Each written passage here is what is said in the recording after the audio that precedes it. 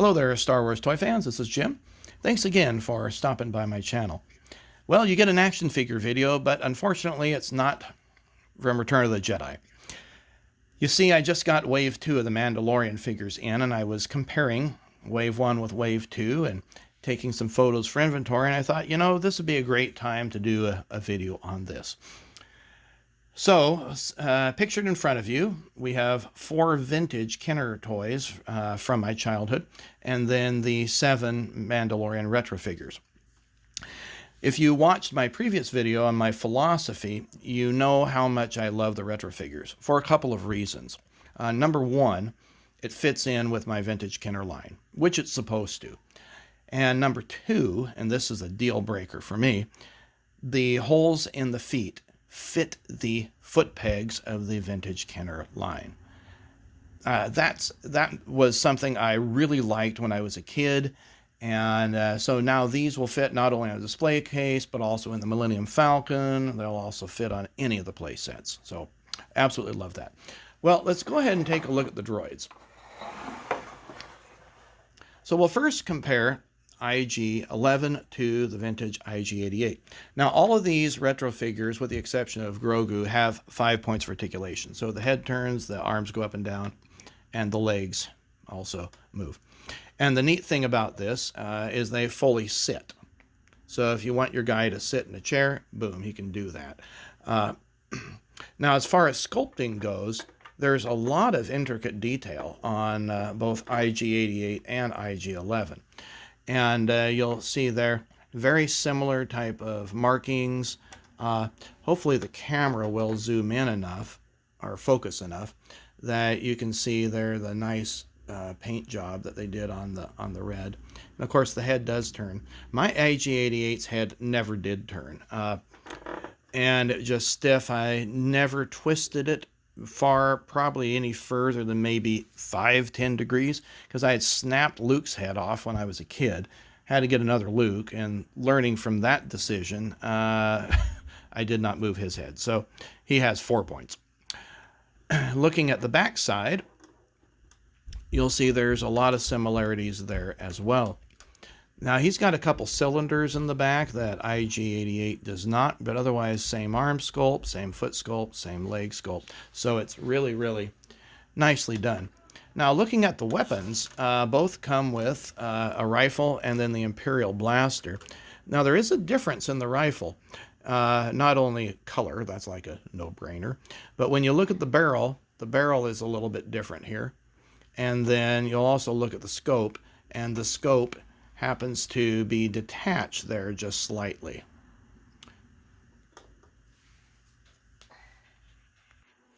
Now, looking at the Imperial blaster, it's a pretty close fit with the Kenner line. You notice again we have blue and black. I think this is a stiffer plastic than, say, that is. I haven't done the float test on these to see if the Hasbro ones will float in water. The other thing is take a look at the hands. We're going to call them that. This is more of a rounder shape than, say, that one. That looks to me more like a pincer. It's also a little bit thicker plastic on IG-11, so that might be another difference. Both of these tend to fit into the hands pretty well. So if you hear some background noise, my son just came down and is watching me make this video. Well, let's take a look at the capes here. Now, I got the vintage Lando out, and you'll notice here that he's got the same style of vinyl cape that Ben Kenobi and Princess Leia and Darth Vader had from the first series. But what I wanted to do was show you some, kind of like the thickness here. So take the micrometer into that, and you'll notice that this measures about 7/1000ths of an inch. Now, I would say that these guys have about the same type of thickness, or same type of material, but the thickness varies. So here we're looking at 7/1000ths of an inch. And when we're looking at Moff Gideon, this one comes pretty darn close as well. And I think the Mandalorian comes in about the same. Yep, comes in at 7/1000ths. Last time I measured Grief Targas has measured 6/1000ths, which is why I made that comment. Well, looking at the Mandalorian figure, you'll notice that just a beautiful paint job, a really nice sculpt, uh, nice details on the arms. He has two blasters. He's got, or two weapons. He has a blaster there with kind of a little flared end, and then I'm not sure what kind of rifle this has, but it's got a fork at the end. And there you can see the peg holes that I think are awesome. But again, beautiful paint job on this figure. Looking at Greef Targa, just an amazing likeness to the actor, unlike Lando, which doesn't look much like Billy D. Williams. So what's impressive to me is how well that they match the paint color. So you'll notice that this is paint. I believe that this is paint here on the gloves, and that's just the molded plastic. Very, very close. And even this paint color matches that molded plastic of the legs. So really nicely done on Hasbro's end. Now Moff Gideon, also a great sculpt here. I think that's a good likeness of the actor. Nice detail on the gloves. He supports a small blaster, different than Greef's.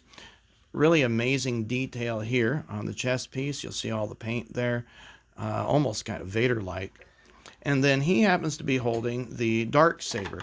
Now I brought out Luke Skywalker's lightsaber from the Bespin. This is the vintage Luke Skywalker saber, and you'll see that it's pretty much the same.